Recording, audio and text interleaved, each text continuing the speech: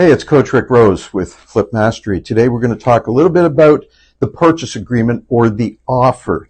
So we've found a property. It looks really good.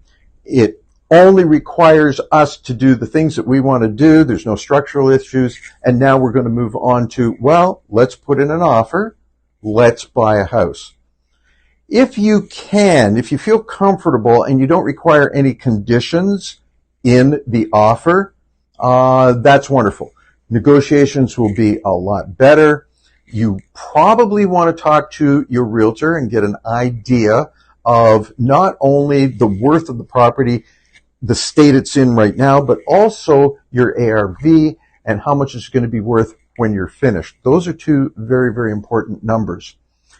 And you certainly don't want to overpay when you are buying this house. When do you make your money? When you buy. So if you do need to put in a condition, try and keep it to a minimum. Sometimes putting in a financing condition, just if you haven't already done this, which you should have already been pre-approved, go ahead and put in a condition on financing, but try and keep it really, really simple.